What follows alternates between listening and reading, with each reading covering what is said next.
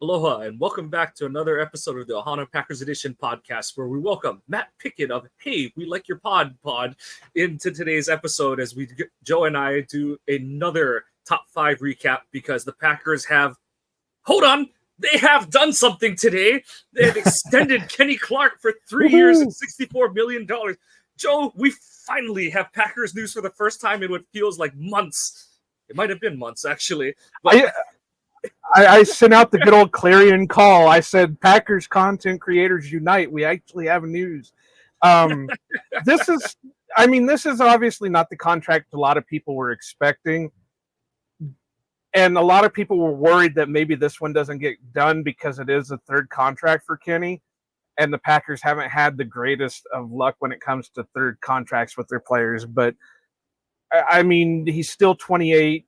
It feels like he's been in the league for 100 years now, and he's still playing at an elite level. There was no doubt that they needed to bring him. But like Mike said, we love to have you on here, Matt. It's been a while since you've been on our podcast, so we had to make sure that although you are in a rough seat because you're following Tom Grassi.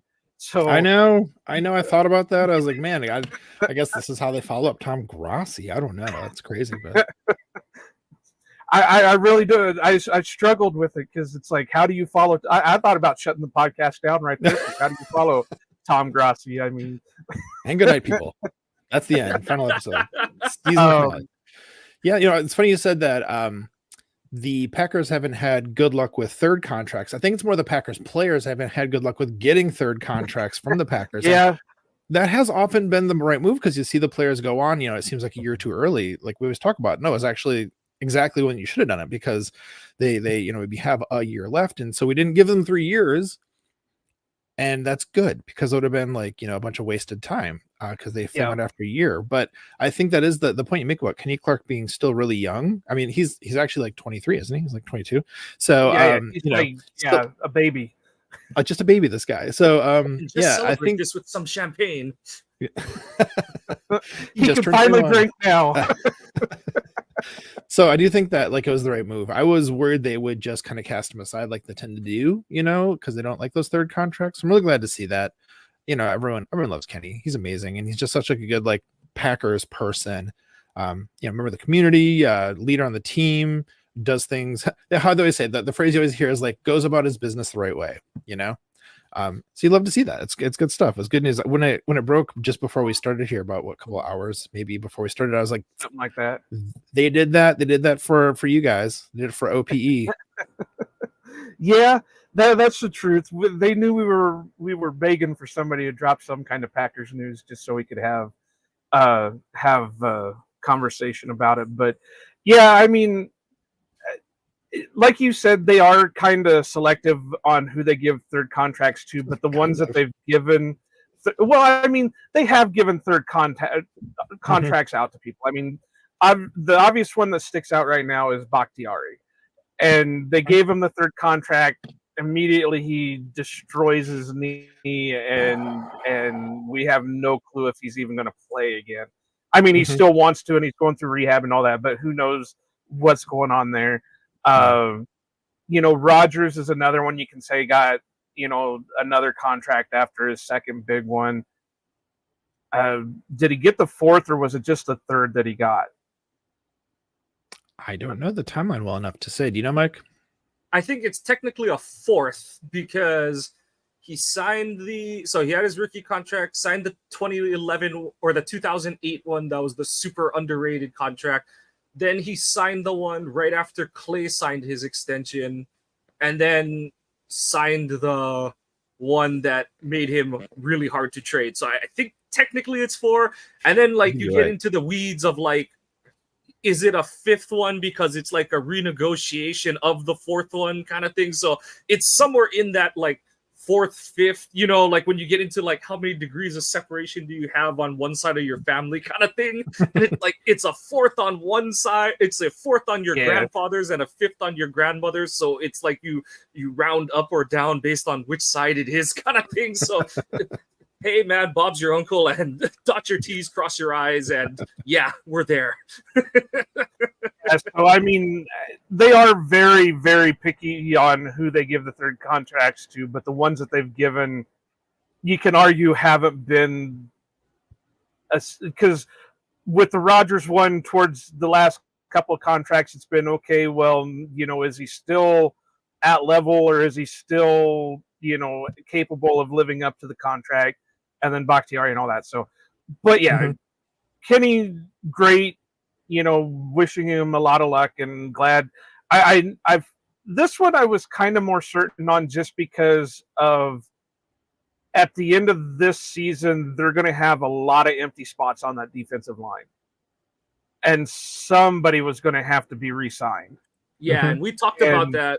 We talked about that after the draft, before the draft, after the draft, where basically the way that their D-line was set up before you extend Kenny is you have no run defenders under contract for the 2025 season at this point. So this reestablishes that they do have an answer moving forward in terms of their run defense. Switching to the 4-3 is going to make another, it's going to impact that as well. But I do wonder if you still see a Slayton extension, something, especially if they can quote unquote team friendly it and stuff.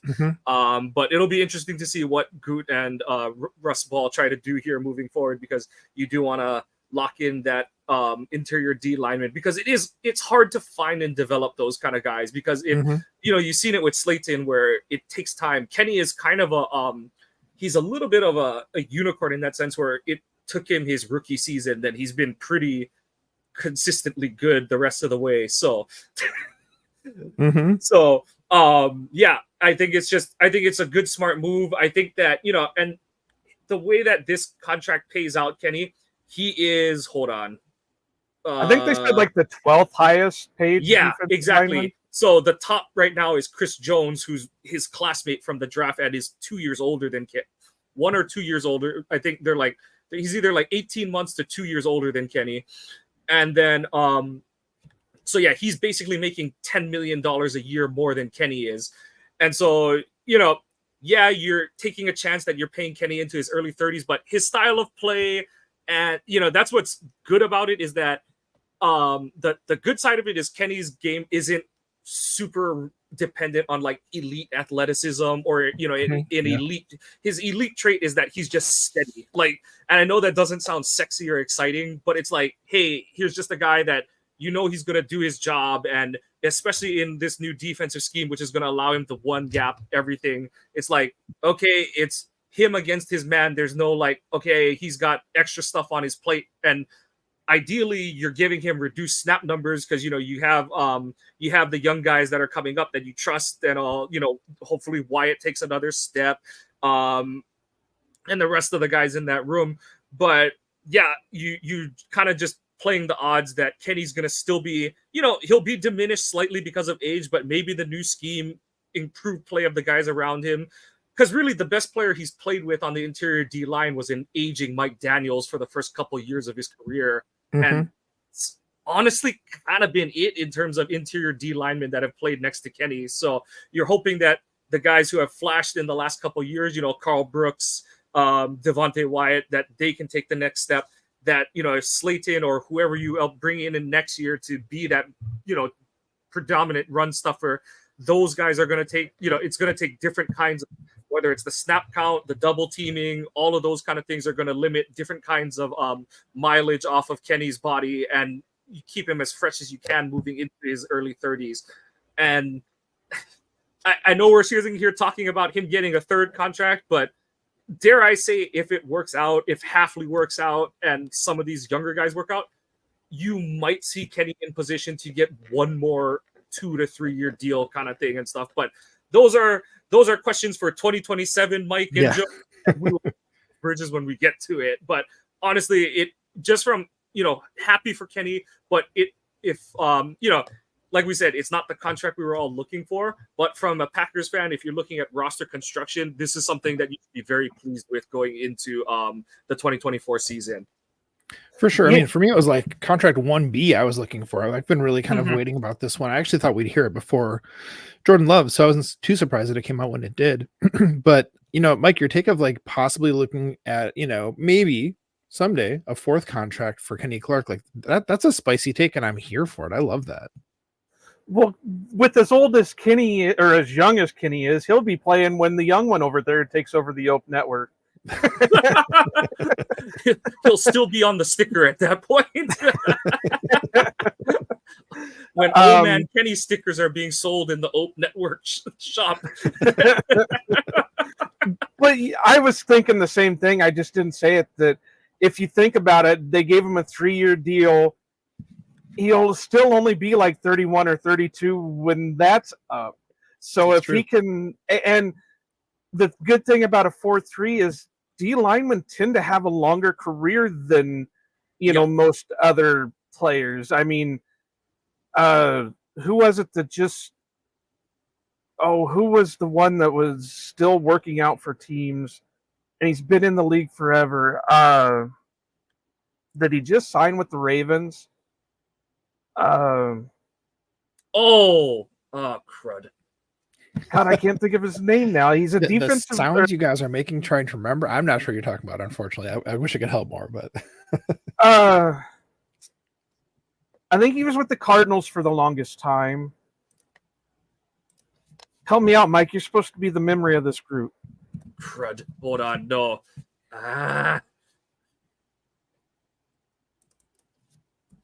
Yeah, I'm totally. I know, but I'm also totally blanking.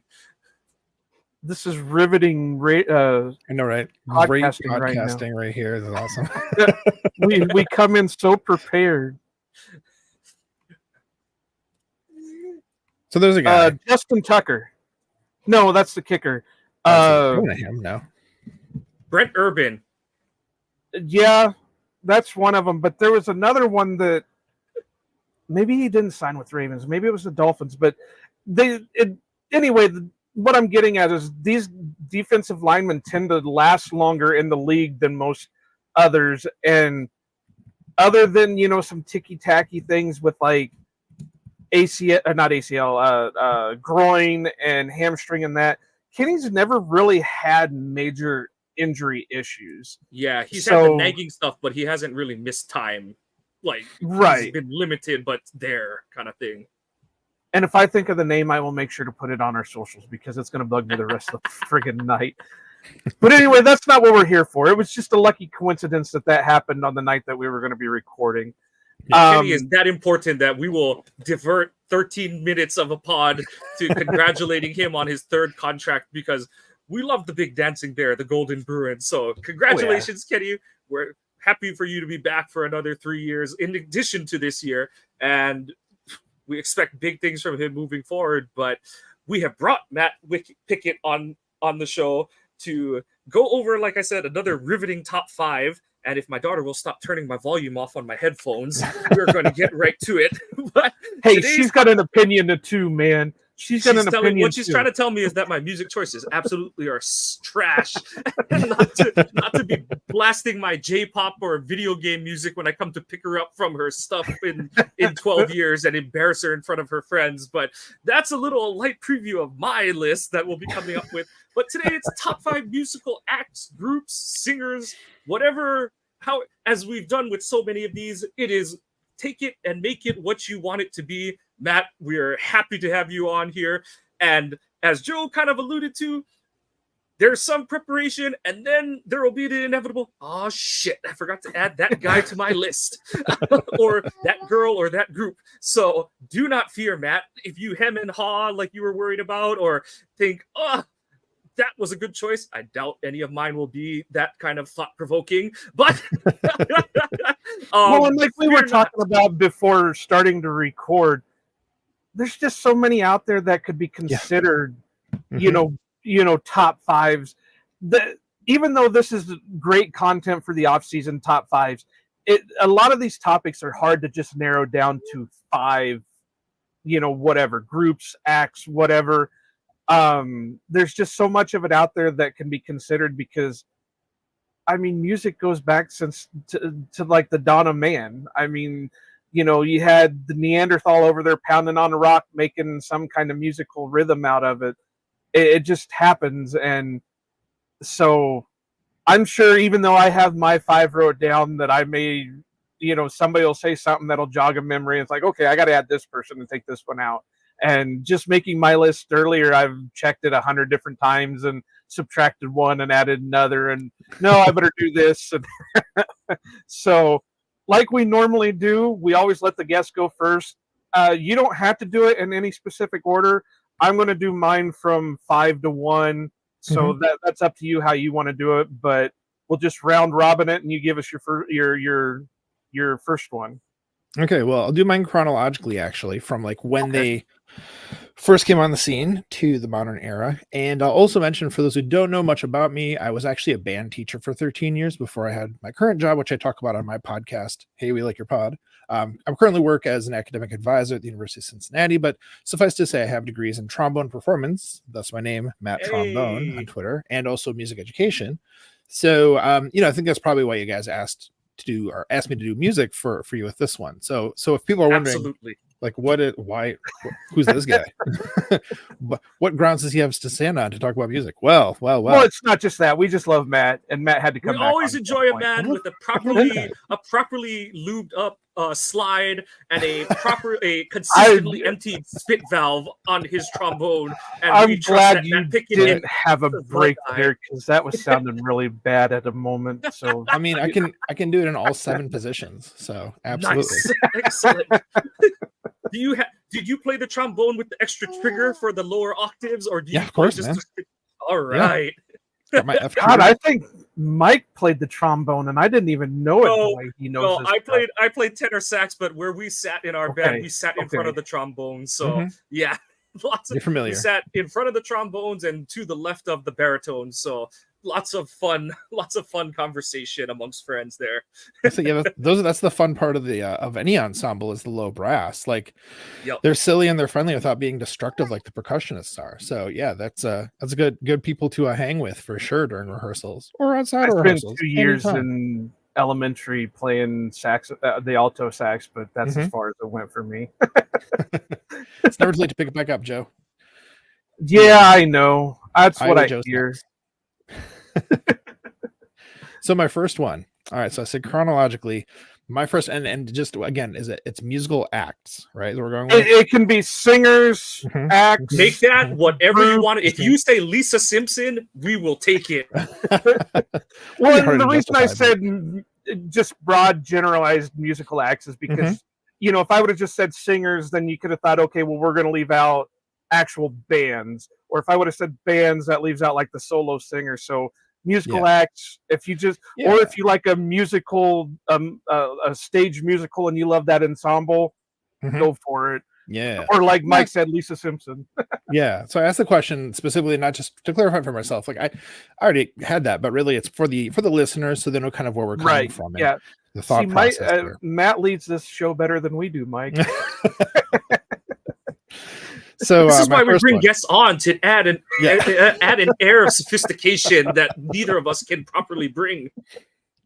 Well, here I'll hit you with some sophistication right here, you guys. All right. So my first one chronologically is the Ballet Russe, Sergei Diaghilev's ballet company from the early 20th century, especially because the time that they had Nijinsky as the choreographer, he was very the stuff they did was very provocative and very incited like actual crowds in the performances to start screaming at the performers. Like when you take the performance of The Rite of Spring, the premiere of The Rite of Spring in Paris, the performance was so inflammatory because the music was so like new and weird and strident and almost like combative to the listener, that it was literally people screaming at the stage. And it was not just the orchestra music was weird, but also the choreography that Nijinsky had developed for that was so like this new sort of brutal, caveman looking, like, primal sort of thing that like the refined French audiences just, they were up in arms. So half the, theater loved it, half the theater hated it. And it was the most insane scene. If there's one concert, if you want to call it a concert, if there's one concert I could go back to see it in my entire life, that is, not in my life, but in history, that go back to, it'd be that one right there. Because just to see the chaos kind of like, unfolding inside this, like formal concert hall, it has to have been amazing. So number one with a bullet the Belarus, Sergei Diaghilev, and Nijinsky. I don't know how we go on from that because Matt just like blew this show wide open with the out there choice. I would have never thought of that. Here, I thought I was going to have some, sophisticated little add-ins on mine, and Matt just punted mine out the end zone.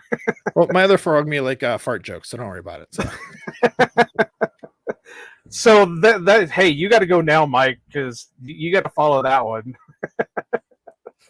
All right. Well, mine are not in any sort of order, so mine are just going to be reactionary to everyone else's, and to go off of a great conductor, or like what Matt just introduced. I don't even know how to properly quantify. I'm going with Japanese composer Nobuo Uematsu, and if you're sitting there wondering who the hell did Mike just pick, some Japanese guy with the last name that I'll never spell correctly, Nobuo Uematsu is one of the lead composers for Square. Originally Square, now is Squaresoft, which is the developer for the Final Fantasy string of games. That's their mainstream. The Kingdom Hearts line, they're linked with Kingdom Hearts with Disney.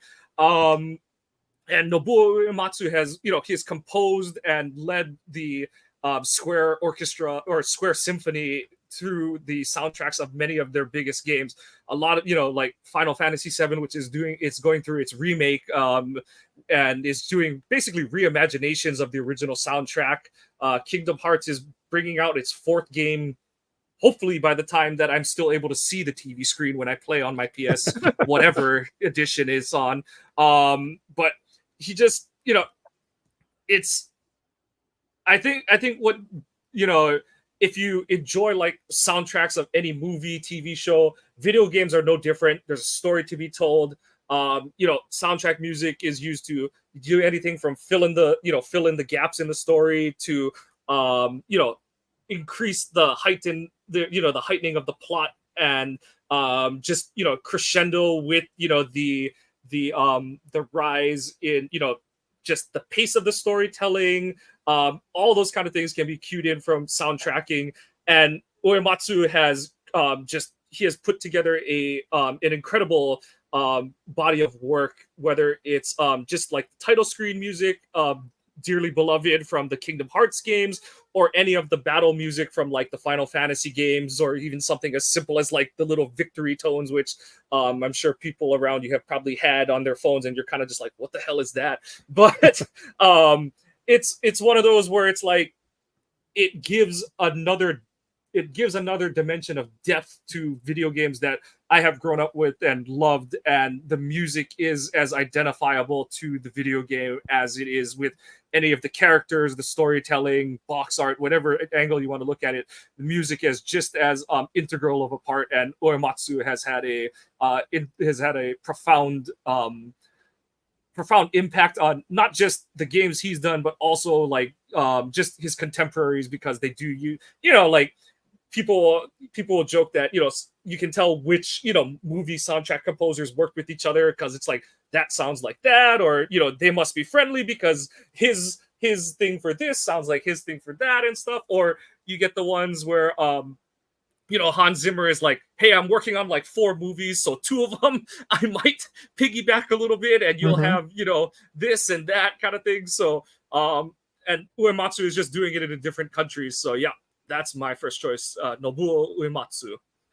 Mike, I love that because, I feel like there's been more of a legitimization of video game music as being something worth hearing outside of just like while you're playing it. I feel like in the last 10 years, especially, I've seen like orchestras actually playing scores from video games. And that's been cool to see, because like the idea that we should say that this isn't as worthy of people's attention and time and money put into it is silly, because it's like, these are just composers, whether they're composing, a jingle or a symphony or music for a score for something, whatever it is. Like, these are all people who are working hard through the creative process to develop something. And, the kind of work that goes into scoring a video game, it baffles me to like see what all goes into it. And just like a great film score makes the movie, a great video game score makes such a big difference. And even just like the sort of indelible, impressions they can make on our minds. Like think about just the original Super Mario Brothers theme. You know, everyone can sing it from memory. I've arranged it for various ensembles, you know, in my time as a teacher and stuff like that. Like some of this is some really amazing music. So just bringing that into the conversation, Mike, respect. I'm all for it. I'm a gamer. You know, some of the best music you can hear is out of a video game. So, matter of fact, I remember, what game was there? Was like Twisted Metal 4 was one of the first games that you could actually pop out of your PlayStation, put it into your CD player, and you could get the soundtrack off of it. And so, I mean, that's just how far things got into it. But yeah, video game orchestration is on par with like movie and TV show orchestration because, like Mike was saying, it helps build the drama. It helps, you know, when something's scary, there's, you know, you're not going to have, you know, a circus tune playing. You want something that's going to build that terror with it. And yeah, so I can go with it. Mm-hmm. I got it. So now this is the first of many rewrites on my list, probably because I didn't know you guys were going to go that deep into things. So I had to cheat. I have to go with my number 5. And if we're going to go with orchestrations and scores and that, and you're going to leave out John Williams, then there's something wrong with you, because that man is a genius. Mm-hmm. And it's not just Star Wars. He's done Indiana Jones. He's done many TV shows and movies. Pick your Spielberg movie. Like, just pick a Spielberg. Pretty much. Seriously. And I mean, that music is timeless. And everybody, even if they don't know the movies that well, they still know the style of music that's being played if it's played around them. Or, you know, there's, I think they still do it where it's a orchestra that travels around either the country or the world or whatever, and they play the live score during the movies, and or they just take clips from the movies and play it while they're playing the score and stuff like that. And you don't see that with much other, you know, many other movie type things or TV shows. But what do you see it with? John Williams, Star Wars. Yeah, see, she agrees. The Imperial Stormtrooper March is her theme music in life. So, well, that's the thing. Everybody knows a piece of the music, whether they know what it's to or not. And when you want to talk about top artists, musicians, band leaders, you know, whatever you want to talk about, if you leave John Williams out, you don't know what you're talking about. Good call.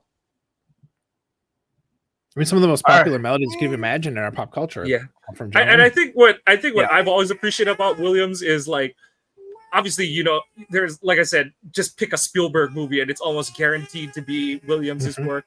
But like, you hear the story about Chris Columbus saying, like, you know, he's doing the first Harry Potter music. He's like, I need someone to do part of the soundtrack. He's like, I'll just write a quick one off to John Williams. He'll never say yes, says yes, writes Hedwig's theme song. And it's just like, okay. And it's sort of that, like, there's moments where obviously Williams, you know, he had to make it in any kind of role in Hollywood. You have to have your connections. And obviously he has some absolutely great ones where, you know, he's tied, like I said, Spielberg, Lucas, you know, he's tied to those, but just, I feel like a part of the reverence I have for him, kind of like what you're alluding to, Joe, is that he's kind of just been gung-ho for anything and everything in his career. And honestly, like, I know that he had the, you know, he has obviously the bucket loads of laurels to rest on, but I mean, you look at the movies he scored and it's like,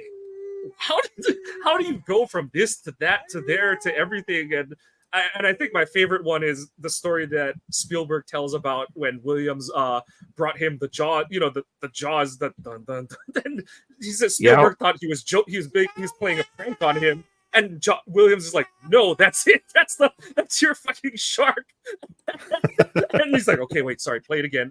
You know, Spielberg had to like compose himself, and I was like, all right, play it again. And then he's like, oh shit, that's it kind of thing. So yeah, like Yeah, like you said, Joe, a career, and I can't believe that he's 92 already, but what a life, what a career for John Williams.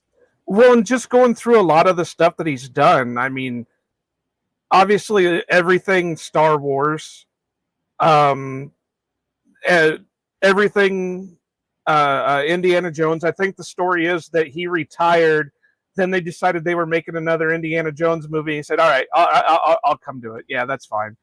And then there's the Jurassic Park movies. He scored the Jurassic Park movies.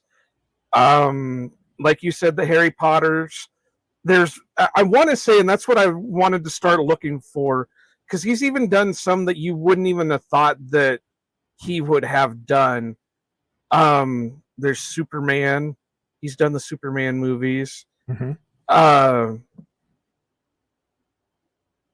Goonies. I'm pretty sure he's the one that did the score for the Goonies too. Patriot. Right? I've forgotten that. That's a good one. He did the Patriot, Saving Private Ryan. Mm-hmm. I'm trying to find it, but he's done so much it's hard to find all the ones that he's done. JFK. But I'm pretty sure Ferris Bueller. He worked on Ferris Bueller. That's actually John Williams going chicka chicka. Yeah. Maybe I was wrong. Maybe he didn't do Goonies. Maybe it was Superman instead of Goonies. He definitely did Superman. Yeah. No, I'm not seeing Goonies, so I was wrong. But Ferris Bueller, how would you have thought he would have done anything on Ferris Bueller? Uncredited on Empire of the Sun. Like, yeah. Yeah. So, but no, I thought maybe it was somebody else that did Goonies, and he's in the same level. But all right, Matt. After my ramblings, let's go with your next one. Sure. My number 2. How can you not talk about Louis Armstrong? Because the entire history of jazz funnels up to him, through him, and then out of him. Because the sort of presence and hold he had on the development of jazz when he was at the peak of his powers in the 20s and into the 30s was such that everybody was listening to him. Everybody was copying his style. Everybody was taking his articulation and his sense of swing and how to play the music and was taking it and drawing from that. You talk to you talk to Miles Davis. You can't. He's dead. You can't talk to Miles Davis. But Miles Davis has said in interviews that his playing is directly just from Louis Armstrong. So somebody as influential as Miles Davis, who then everybody else is I'm taking direction from, and taking cues from and following, because he was such a leader in the various permutations he went throughout his, journey as a jazz musician. You see the way how the branches kind of shoot out and they all come down to the very root to Louis Armstrong. And the stuff before him was kind of various kinds of proto jazz things, but he took those and became the voice, the sort of incubator, the catalyst for all of it, the root ultimately. And so if we're going to say what's the act? Well, at the time, kind of where he was doing his foundational work that became really kind of popular was with his Hot Fives and then later Hot Sevens, which was the name or the number of people in the group at the time, roughly. But you have the trombonist Kid Ory, his wife played piano, Lil Hardin. You had who else was in the group? I should know some of this off the top of my head. Johnny Dodds on clarinet, I think, was in there in the beginning. So some really important music that established what jazz would become, which in turn, of course, also influenced other kinds of music, that plays into the development of popular music as well, and just kind of spins out all over the place. So just even music as we know it today, as far as popular music in the 21st century in the US, would not be at all what it is now if not for Louis Armstrong. So that would be my number 2 chronologically. And you got to say his most well-known song is "What a Wonderful World," and it's still getting played on everywhere. His most well-known song is not a bad song, but I say unfortunately because that's his style. Yeah, it's his I just called to say I love you. Is what that is basically. His syrupy popular. It's a great song. We actually sing it to our kids at bedtime sometimes, but it's so different from his seminal foundational work. It is a lovely song. It is definitely his most popular, and I agree. and it's a great song. Yeah, well, I was just meaning that keeps his name around for people Yeah. to know, because that song's still getting play on, whether it's in a movie, a TV show, even a friggin' commercial, they're still playing that. I know who he is. I've heard his music because, like I said, I listen to a lot of things, but I don't always put two and two together to say, okay, well, that's. But I do know he was also a trumpet player.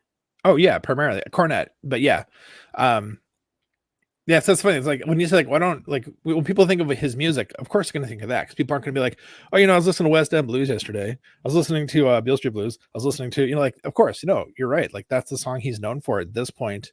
But yeah, it's funny you say that, Joe, because it's like so much of his important music I'm talking about is mostly forgotten by the general public at this point. It's just kind of like become. Such like a foundational thing layers back. But yeah, what's he known for? What a Wonderful World. Beautiful song.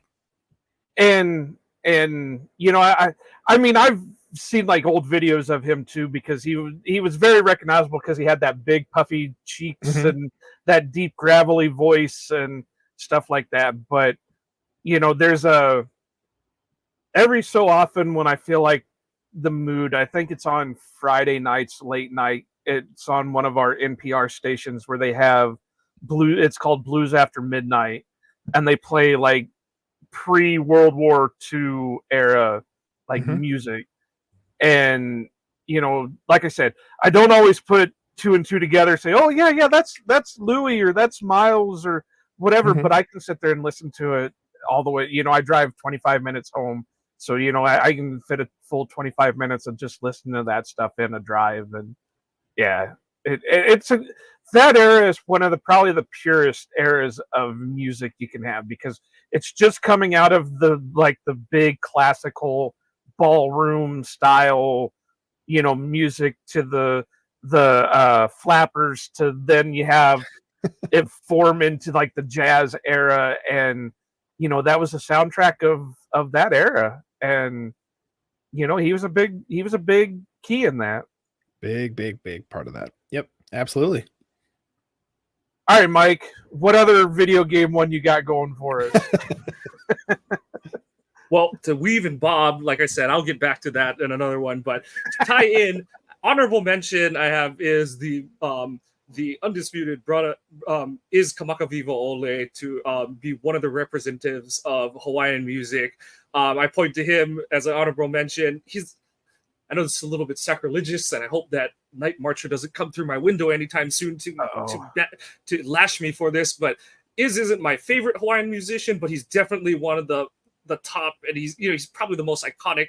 Similar to what we were just kind of talking about with Louis Armstrong, is that I can't find if it was a direct inspiration, but has the Somewhere Over the Rainbow, What a Wonderful World song that so many people tied, like that is their entry drug into Hawaiian music.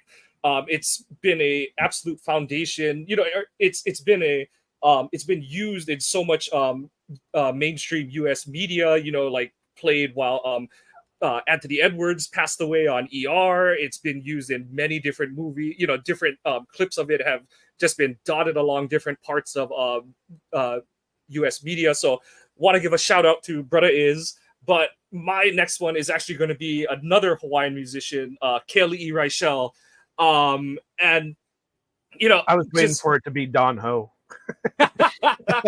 No tiny bubbles right now, but I could play that song at one point. But Keali'i Raichel is so he is just a living representation of Hawaiian music for he's from Lahaina, and any event you go to, some Keali'i song is going to play at it. And just the accolades that he's won, he's all over Hawaiian Music Awards. He's just got so many of them under his belt. But if you're wondering a song that maybe you've heard him, he's one of the singers for the Land Before Time theme song. And yeah, so if you go and search If We Hold On Together, and you find the Kaylee Reichel version, you can hear the vocal range that he has. And the nice part from a Matt, from a composition point of view of his music, he has very, very basic music at the heart of his songs. It's, like, I have a couple friends in or who do live performances. My boss does, he lives up in Seattle, but he'll play, guitar and bass for his band, and they perform at weddings, events. And, he always jokes that it's like, there's only like 5 chords and they're repeated over and over again. So I bring that up to show like the weight that his vocals bring to all of his music, and why he is, like I said, one of the pillars, the hallmarks of Hawaiian music, and why I think that why I have him as my representation of Hawaiian music on my list. So Kaylee Reichel is like I said, mine aren't in order. I am using mine to react and read and react to your guys' listings. Well, the only reason I laughed, and it's not because I know the guy or anything, but this is the second time in 3 weeks that Mike's brought up Land Before Time in one of his lists. Like I said, absolutely a core memory. So, Mike, of course, you were on my podcast about a week and a half ago, 2 weeks ago, that was maybe. Yeah.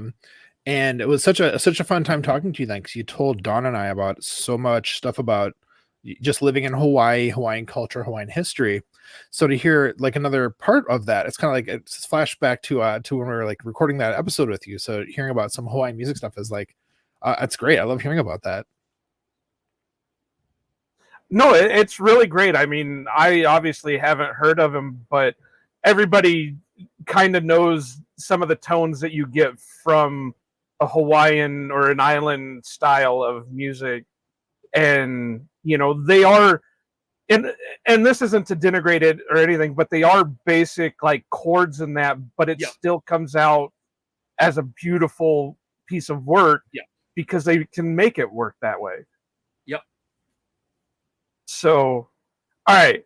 Well, I'm going to go with my number 4, and it's not classical, not anything. This is where I start getting into, okay, this is stuff that Joe listens to on like a regular basis, but can be considered in a lot of people's top 5s. So at my number 4, I've got Jim Croce.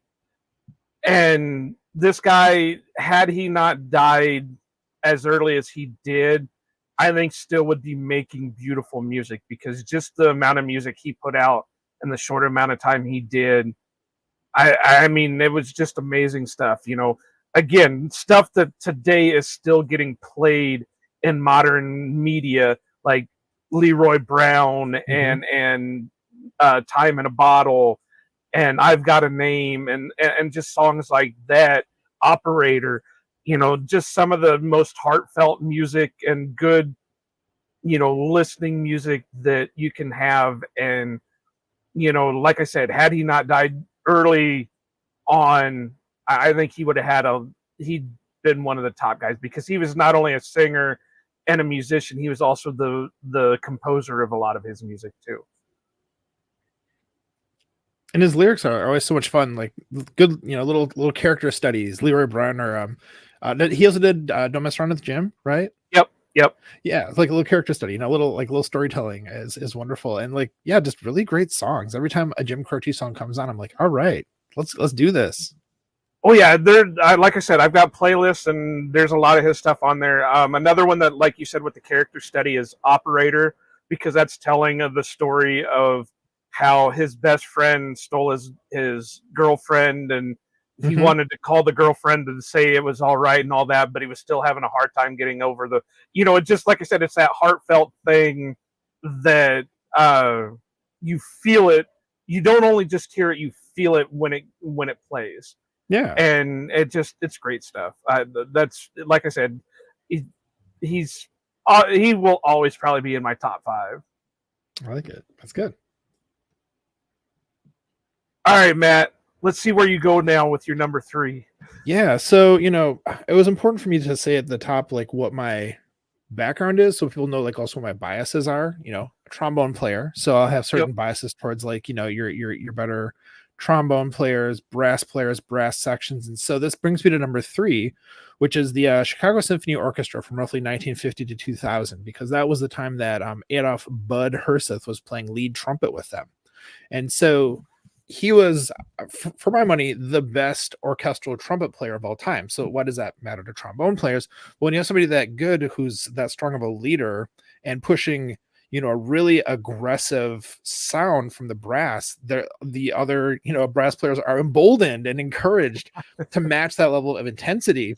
And so the brass sections from the CSO to this day, not just through 2000, or I think he was the principal trumpet till like 2001 or something, whenever it was, those recordings are still like the gold standard for many brass players out there wanting to hear, like, well, how can we approach like this Bruckner symphony, for example? Well, what did CSO do in their 1978 recording? So that kind of, I think aggressiveness is the best way to describe the sound of the CSO's brass section in that era, and again to the modern day. So that's the way how I like the orchestra sound with a lot of brass, because I'm biased, because I'm a trombone player. And that is like the best representation of it. And it's a lot of conductors, not composers. A lot of conductors will be like, okay, brass, you're playing too loud, play quieter. But the CSO is like, no, we're gonna let the brass just kind of do what they're gonna do, because Bud Herseth is kind of the Aaron Rodgers, kind of running things, on the side there, basically. So yeah. For sure, number 3 chronologically, talking about the CSO, the Chicago Symphony Orchestra from the 50s to the early 2000s with Bud Herseth on lead trumpet. Now, forgive me my ignorance on like orchestrations and that, but don't they sit like you have like your number 1 chair, your number 2 chair, stuff like that, and usually the number 1 chair is like your lead, and the rest of them kind of fall in line with that one? Higher pitch to second, higher pitch, like third, usually like as far as the orchestration goes. So like your lead trumpet's playing the higher notes, whereas like the third trumpet's playing lower notes, for example. And yeah, the lead trumpet, the first trumpet player, like in an orchestra, would be playing the melody a lot, especially if the brass have the melody. A lot of times it's going to the first chair trumpet. So very much like a leader in terms of the way how things are scored, but also they tend to be, because you want to match up to what that person is doing melodically. So kind of matching that sound is going to be what all the brass players do. Like the people in the trombone section will listen up to the lead trombone player who's listening up to the lead trumpet player. Like in the best orchestras that I played in, they have the first chair trombonist sit next to the first chair trumpet player and have the like trombones and trumpets kind of going, outward from them. Because that way you're listening right directly to what they're doing and like kind of, blending into it, matching it. Right. So it just makes sense that you would want your one guy to, set the pace, set the, tone for things, and then, branch off of it from there. So that's really a good pick. I've never been one per se for like classical type of music, but I can appreciate how a lot of how the orchestra is, because it is such an intricate like thing. A lot of us take it for granted when we're watching movies, like, oh yeah, the music sounds great, but we don't know all the work that goes in behind it, and how it's all set out and stuff like that. So no, that's really interesting. Glad you liked it. All right, Mike. All right, so my first name is Michael for a lot of different reasons, mostly athletes. Michael Jordan, Michael Johnson, but Michael Jackson is an inspiration behind why my name is Michael. I was kind of worried there for a minute.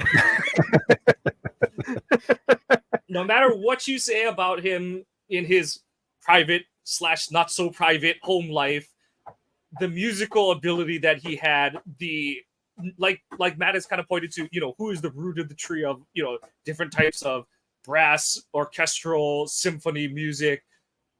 There are so many modern artists who post their inspiration to what Michael Jackson did, both in the Jackson 5 and as a solo artist. Michael Jackson is I believe the first concert I went to when alive. My dad's sister is, whichever way you want to look at it, a ginormous Michael Jackson fan. I had to text her, call her on the day that he passed away to make sure that she was okay. She was, but she got tickets to it in the, what was it? Shoot, I think it was the mid '90s. He came on tour to Hawaii and he had a, like a week of concerts at Aloha Stadium, and kind of like John Williams, Michael Jackson has a wide-ranging, he has his albums, but where his music pops up. And one of the movie series that I did not bring up in our top 5 movie series, it was the Free Willy movies. And Michael Jackson had, he was a part of that soundtrack. And to which, even at his funeral, when Jennifer Hudson sang that song, my mom goes, "Why does Jennifer Hudson have the Free Willy song?" But, it is a good song. But, that first Free Willy movie, I love Whales. I love that movie. I know it's not a perfect movie by any means, but like I said, Michael Jackson's, part of the soundtrack, it's a huge part of that movie. And then just you look at, there's numerous artists. You have, Kanye sampling Michael Jackson's music in some of his early 2000s rap music. You have different artists taking inspiration from his music. And I so wish that I was 5 to 10 years older when I went to that concert, because I would have loved to have fully grasped, understood the moment of how big, just how amazing of a performing artist Michael Jackson was at the time. So it wasn't, it's not just I was there. It was more that I got to like fully, enjoy, embrace it. Another footnote, the other Michael Jackson performance I was at is he did, hold on, let me make sure I'm getting this right. Like Joe has said many times, this is excellent radio. But okay, hold on. So starting off the story, I have been to a Super Bowl before. I was almost 3 years old. My mom. So this is what happens when you're in Hawaii. If you're an accountant, you know all the accountants on island. My parents work for 2 different accounting firms, and between the 2 of them, they know 100% of the accountants in their age range, and a lot of their offshoot, their successors and stuff like that, their proteges and all. But so she knew a guy who ended up working for CBS and NBC and was able to get her 40-yard line tickets in the Rose Bowl for Super Bowl 27. Wow. So I got to go to a Super Bowl before, and my dad constantly reminds me how he did not see the halftime show or all of the third quarter, because he spent that entire time trying to find a place to change my dump diaper. And eventually a security guard spotted my father looking hopeless, trying to find a bathroom with not a long line, and allowed him to my father to change me on the back of his security golf cart. But Michael Jackson was the halftime show. Long story coming to an end. I have seen Michael Jackson perform twice, but like I said, I can't even add those 2 ages together to like say that I would have been at an age to fully appreciate his performing ability, live. But to be able to say, like I said, to at least be able to say I was there twice to see Michael Jackson live is a neat part of music history, because like I said, whatever you want to say about his home life, whatever personal decisions and all that kind of stuff, yes, you cannot deny the charisma, the talent that he brought to live music. And just like I said, his discography is extensive and prolific, and it spawns so much. He is the king of pop, and he will always be the king of pop in my eye. Yeah, that's such a good pick, Mike, and it means I can take one off my list that I was thinking of for my 5th one, by the way. So glad you mentioned one less for me to think about. Yeah, the king of pop, exactly. I mean, growing up in the 80s, because I was born in 1977, like I felt like Michael Jackson was always on the radio. It was always a hit, whether it's from Bad or from Thriller. And it was always a new disc. It was always a new album kind of thing. Yeah. His output, like the extreme popularity, he had a stranglehold on the 80s music scene, like and beyond too. Yeah, you can't overestimate how much impact and influence he had on pop music from the 80s going forward. So that's a great pick. He was on my honorable mention too. And like Mike said, whatever his issues weren't, whatever, it's not a debate here on that. Just the talent was always there. And I'm always reminded about something, and I know this is a weird bring up, but there was a comedian called Moms Mabley, and I remember watching a documentary a few years back, and on it, I think it was Whoopi Goldberg said that tragedy in somebody's life usually always makes them a good performer, whether it's a comedian or a musician or whatever. And if you think about it, look at some of the best musicians we've ever had. They've had some kind of issues in their life that, let's face it, Michael Jackson had a rough childhood, and it carried over into adulthood and that. And just to listen to a lot of the music and performances that he would have is just it's amazing stuff. So yeah, like I said, he was an honorable mention for me on mine too. So absolutely. Okay, so now this is, again, we're getting in the heart of stuff that Joe listens to on a constant basis. I do. I'm just reading private comments from Mike, so Mike will be off for a minute.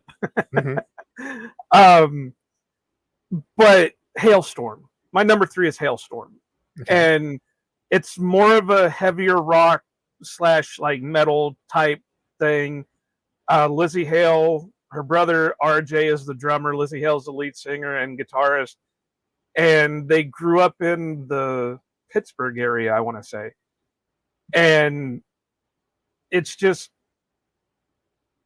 some of the if I had to pick a genre of music that I listen to more, it is more of your harder rock, metalish type stuff. And the voice that she has to go with that music, her voice could be in any genre. It crosses genre. They released an album in 2020 where, obviously everybody was shut down, so they couldn't really do, touring and all that. So, but she covered "I Will Always Love You," the Whitney Houston version of it, and she just nailed it. But then in a previous album, or it was an album after that, they covered 21 Savage's "Heathens," and she nailed that one out of the park. And she's done like Pharrell's Pharrell's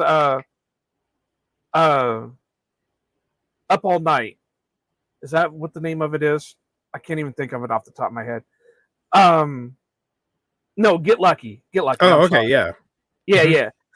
And she nailed that. But they do their own original stuff, and it's just amazing her quality that she has. Her voice and everything else, and then the music just adds to it. So they're always, again, like Jim Croce, this one will always be like a top on my list, unless they start doing some weird ass stuff that just kind of is not what they started out to be. But so far, knock on wood, they haven't done that yet. Yeah, so Hailstorm, you said? I'm actually not familiar. I'll have to check that out. Yeah, HALE and then just Storm, STORM. Excellent. And it's a little bit more of a heavier tone. So I mean, if you're not big on like hard rock or metal or something like that, it might not be everybody's favorite. But like I said, they do some lighter stuff now and again, and it like I said, her voice is just amazing. Love that. Cool, man. All right, so we got to cover time because Mike is on kid duty at the moment. So let's go ahead. I'm next anyhow, so yeah. Yeah. Good. So take your time with it. Oh, he's coming back in. Okay, so my number 4. So here's I'll say for me, like trying to pick top 5. You can tell definitely I was trying to think towards like more influential sort of acts, and so I have to get past like the first 3 for me. Those are kind of chalk, honestly. When we get to like 4 and 5, it's like, well, music splinters in all kinds of different directions, from the 50s on, really. So it gets trickier to like think for me what are the influential ones, or like who had the most impact.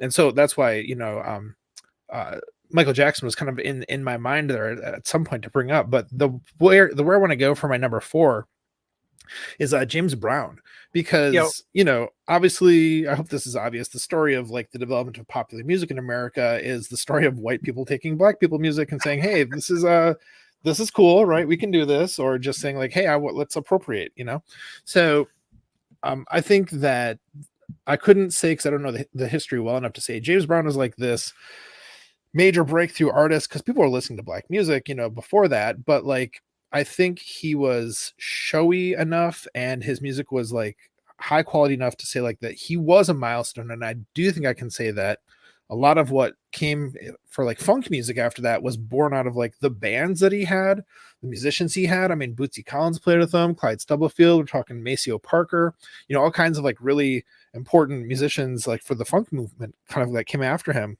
kind of came through, his bands. So like everyone knows who James Brown is, everyone, there's probably songs you could probably just come to the top of your mind when you think of James Brown. His music's still used in advertisements and movies today. He's had a lasting impact. What's that? And TikToks, there's a common one where it's a big scare one where they have the speaker hidden somewhere and then they play the opening to I Feel Good with his loud scream and it scares them.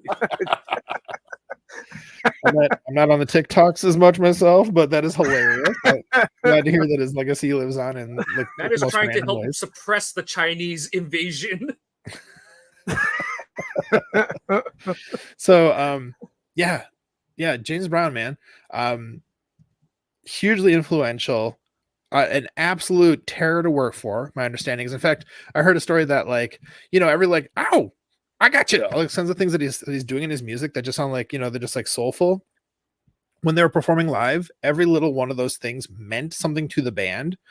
A lot of which was like, hey, I heard you like play a wrong note and I'm going to dock you some pay because of that. So like there was like this, like he was raining like on the stage with like terror and a codified language musically to like let the people know if he's going to dock some of their pay.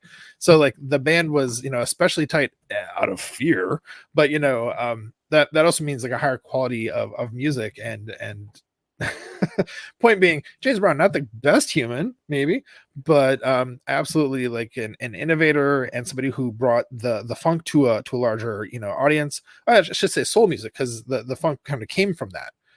So James Brown, number 4 for me. And he was also one of the first showmen, because he would actually put the show out on stage. Absolutely. And because the most common one that I can think of is where he's singing so much and then he starts crumpling to the ground, and then somebody comes up behind him with the cape and kind of and then he throws off the cape and starts dancing more. Exactly. So, yes, true showman. And really that's probably one of the first time you see like the big productions on stage is when he starts doing those showman type things. So that's a pretty good one. Yeah, man, and for a lot of white people, first time they see a lot of that, in the 60s, and just representing for black music at the time too, for people to say, yeah, you know what, we can we can all do this. We can love the black music. Black people can keep developing in this. And I'm babbling now, but yeah, man, James Brown, awesome.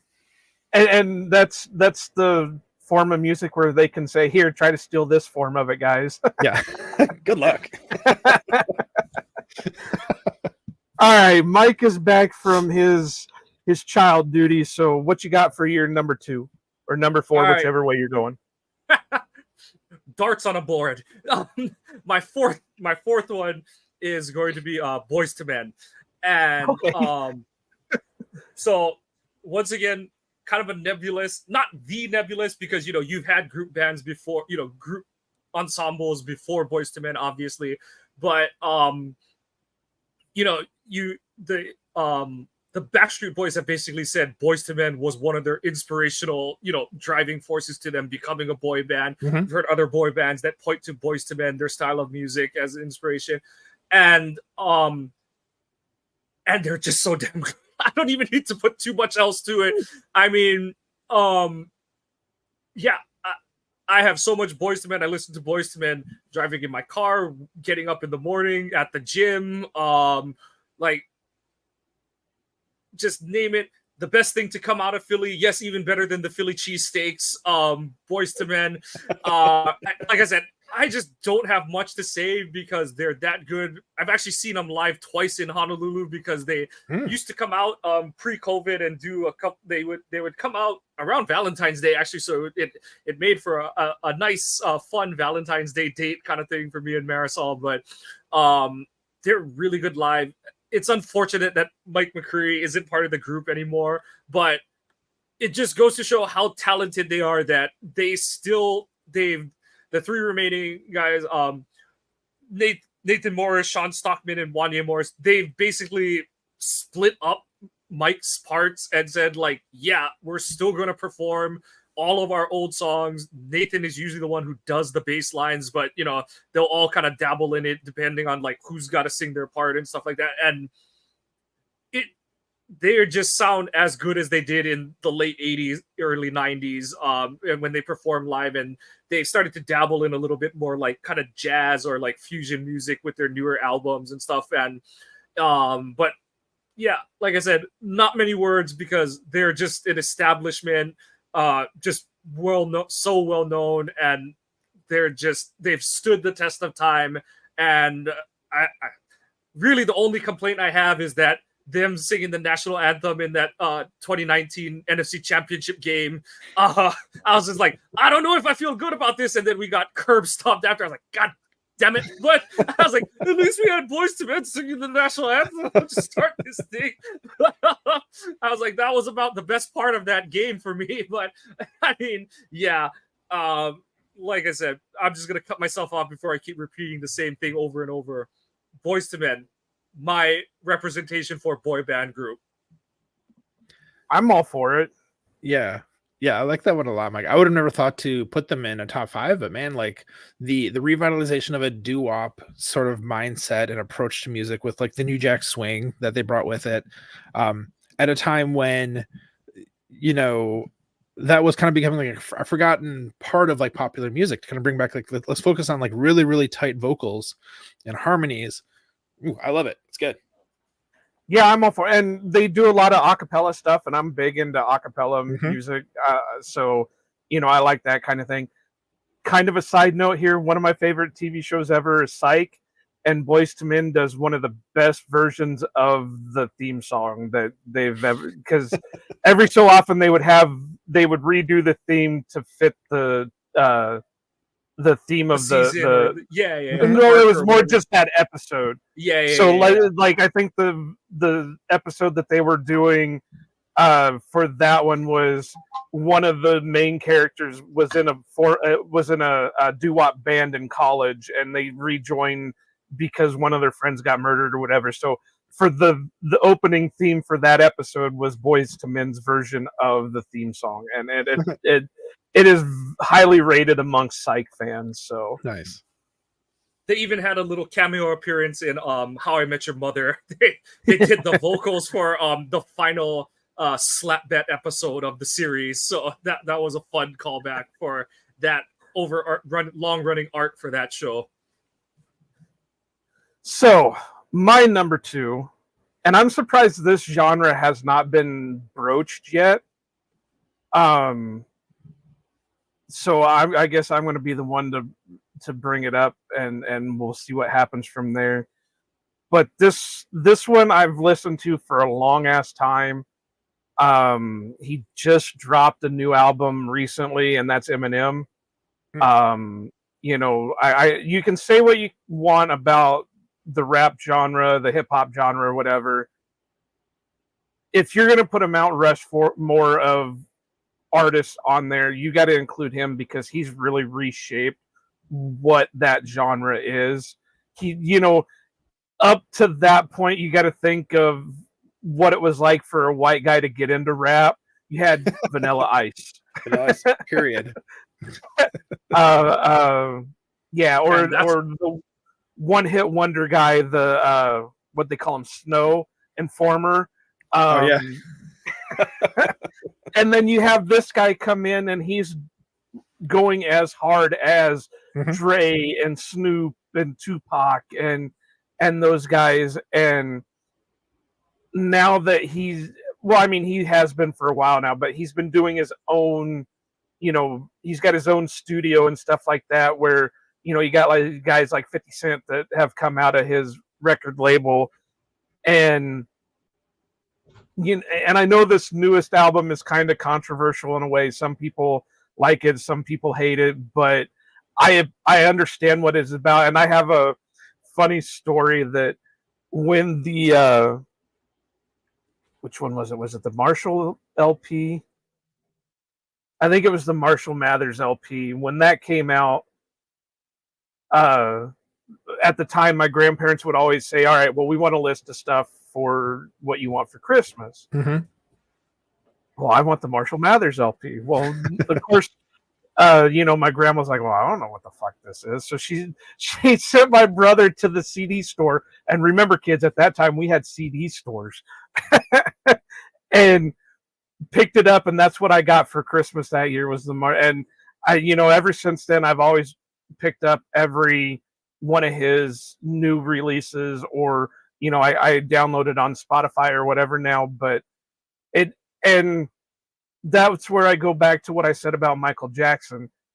It always seems like people who have had the biggest tragedies in their life create the best stuff there is, because you're talking about a guy that when he was a kid got beat so bad that he was put in the hospital and was in a coma. And his mom was a drug addict, his dad wasn't there, and he grew up in this lifestyle, and now he's one of the most influential guys in the world. And yeah, so that's another one. That's my number 2. Yeah, I think it's really good to talk about hip hop as part of this conversation, because we haven't really gotten into that yet. I mean, trying to decide what my number 5 one was going to be, I was toying with the idea of doing like a Dr. Dre or someone, because I was just listening actually to the Conan O'Brien Needs a Friend episode with Questlove, from the Roots. Yep. And it's funny you mentioned Boys to Men, actually, because he talked about them when he was on the show, because he went to the same high school at the same time as them. He's like, yeah, they were like really popular. They won all the talent contests, whereas the rest of us just trying to get something going on the side there.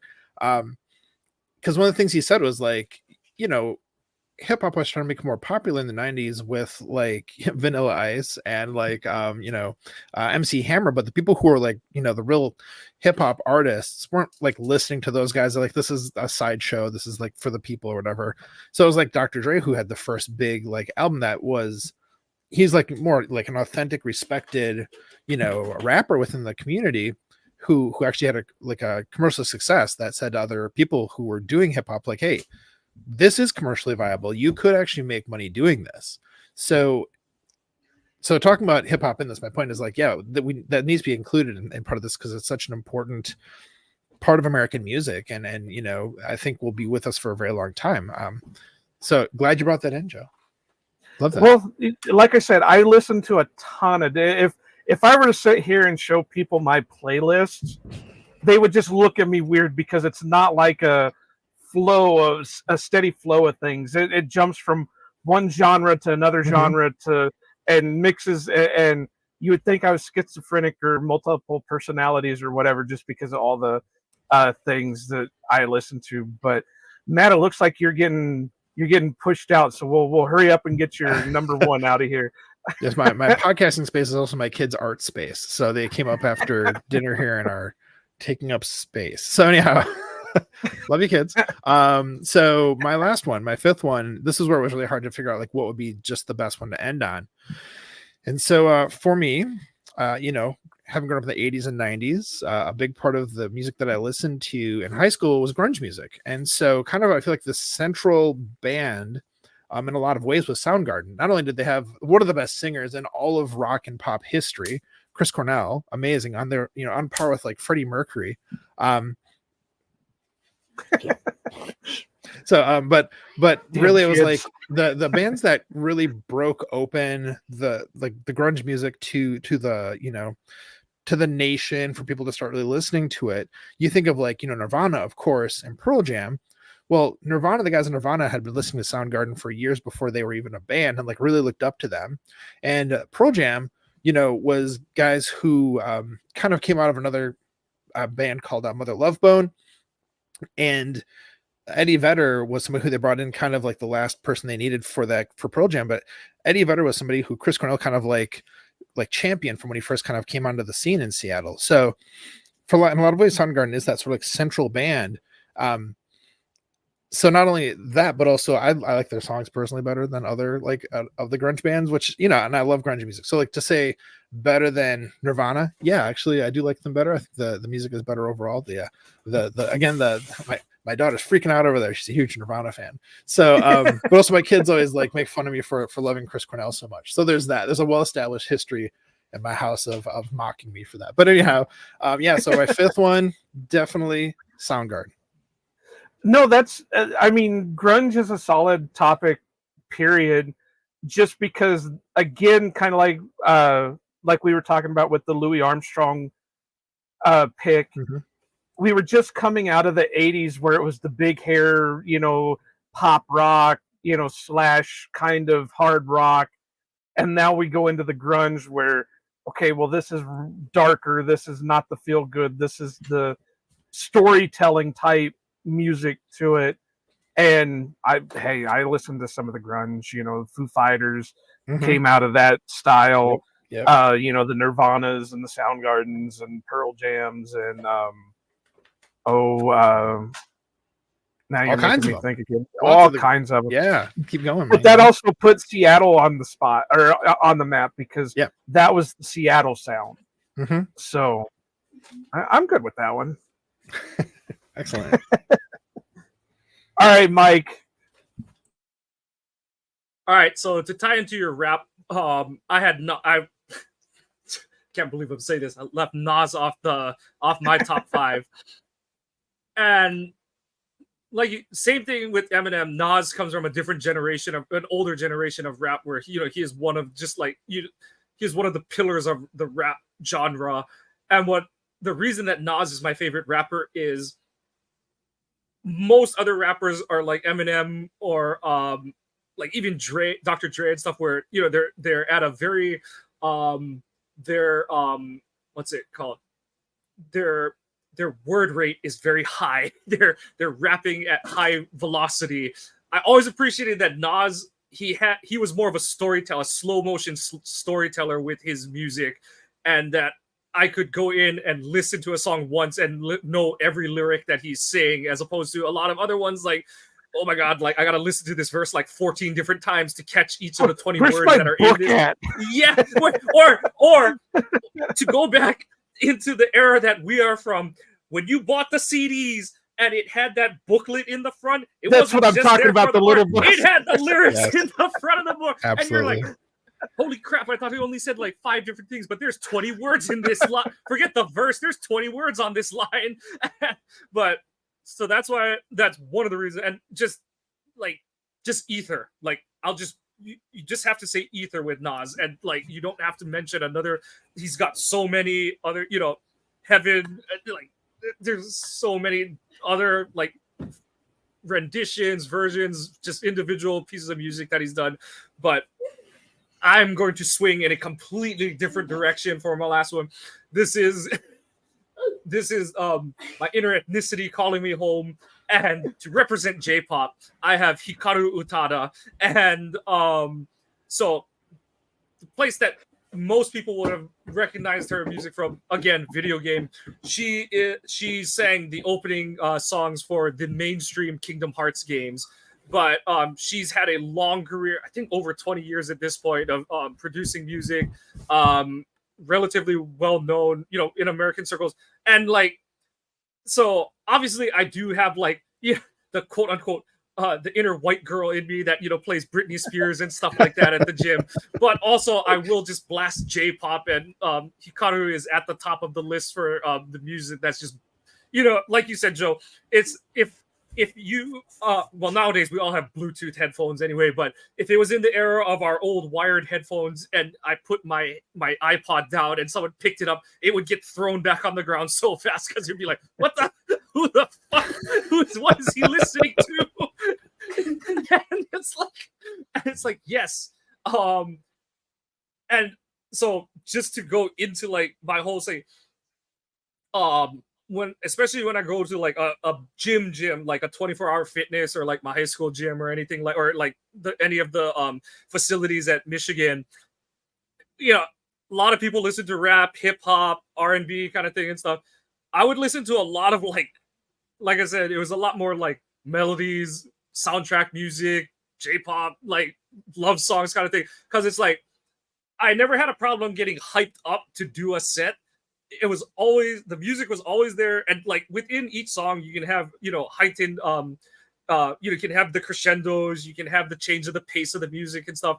But I always listen to, like I said, more melodious music to get my breathing under control at the end of sets, because like I'm a power lifter in a not power lifter's body, and so you go, you do these, high intensity, low rep exercises. You the whole premise is like you inhale, brace, set your core, do your rep, and then it's all about in between. I would do like I said, I would do short interval lifting when I was at my quote unquote prime of weightlifting. And so in that 30 seconds to a minute in between, like, you're trying to rep out like 225 or something like that, is like, okay, you have to like recenter, refocus, and get your breathing under control so that you don't like hyperventilate and pass out on your next set kind of thing. And it's like, I would always have these like I said, video game music to like bring me down. And then you have like a J-pop song or something to like, it's not like yelling in your face, but the tempo is like it's a very poppy tempo that's like, it's it's getting you back into like, okay, 1 2 3, let's go, like ready, 1 2 3, let's go kind of thing and stuff. And so,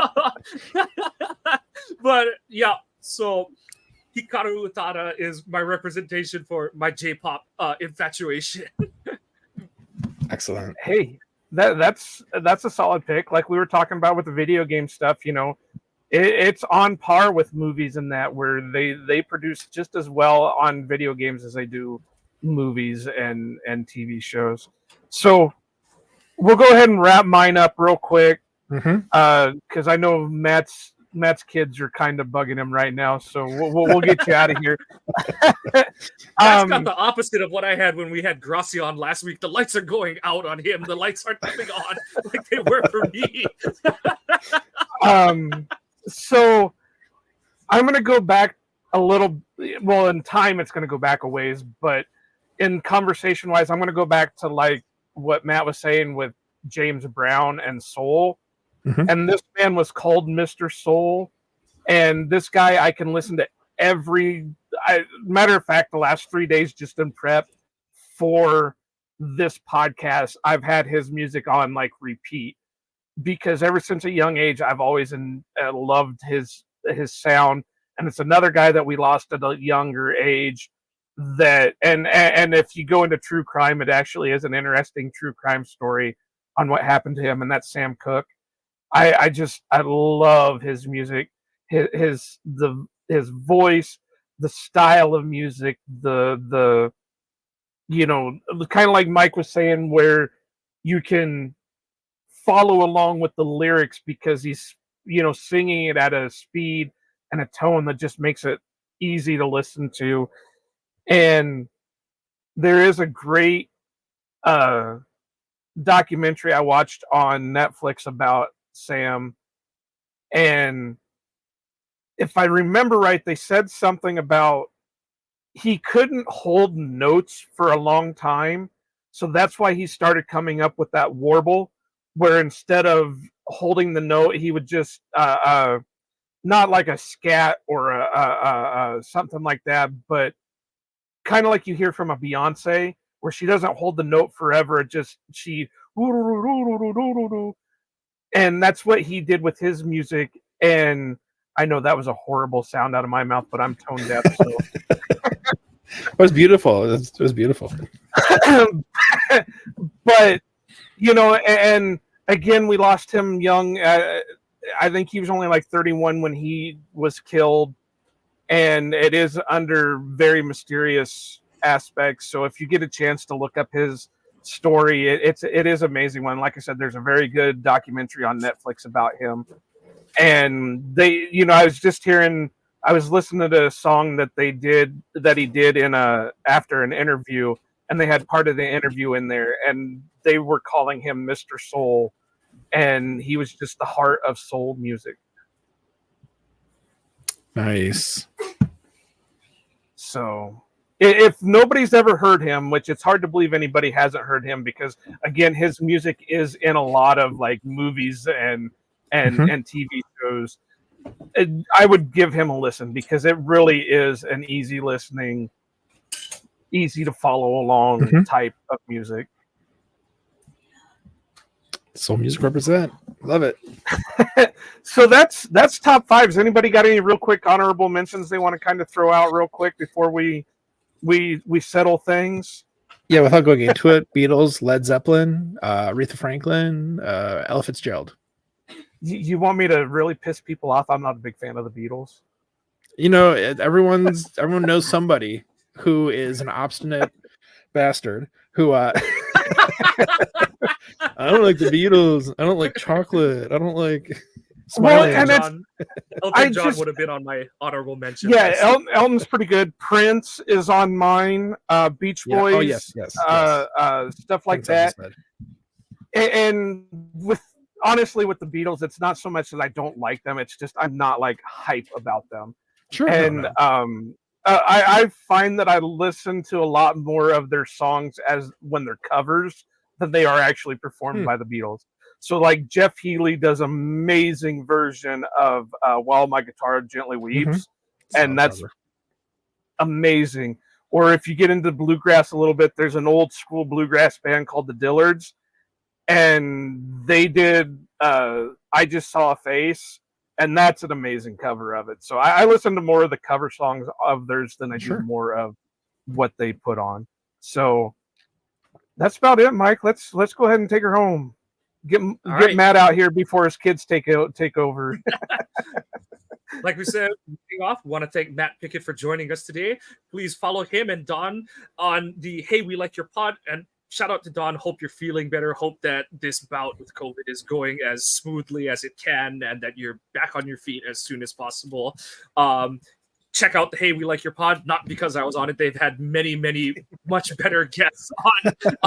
You're the best one. Much good time to and yes, I'm buttering Matt up and Don up to come back on the show, but also check out Hey We Like Your Pod. It's just a wonderful vibes pod.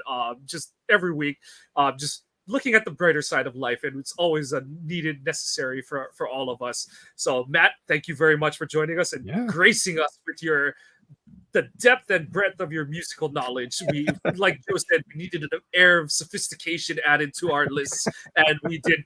Joe was able to pick the right guest for this one. So Matt Pickett at Matt Trombone on Twitter, a good fun follow. And like I said, the Hey We Like Your Pod, the Hey We Like Your pod, give them a follow and a listen over there. Like and subscribe.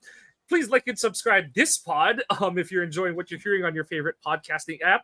Check out our website, ohanapackers.org. All of our, as Joe alluded to earlier, with the season approaching, we're going to have an upswing in our blog posts. Maybe one speaking co-host right now will start getting off his ass and writing stuff again, but that should be coming soon when actual news gets released and we're not just rehashing the same old stuff all the time. We not only limited to blog posts, but we also have streams of our episodes along with our merch. Joe is tirelessly adding new items to that. Please check out and support the site, the channel, the pod. We appreciate every little contribution everyone makes, and the quality of the merch is very good. I can attest to that. Check us out on Twitter. Please follow the podcast on Twitter, Ohana_Packers. You must be following the Twitter account to be eligible for our live drawings. And also when we have any sort of polls for our followers for episode ideas, content, different content ideas, we'll be posting all of those to the show Twitter account. Like I said, please follow the podcast on your favorite podcasting apps. Give us a like and a subscribe. Reviews, give us your stars. Positive and negative comments, we want to hear all of it because we want to be producing the content you're looking for.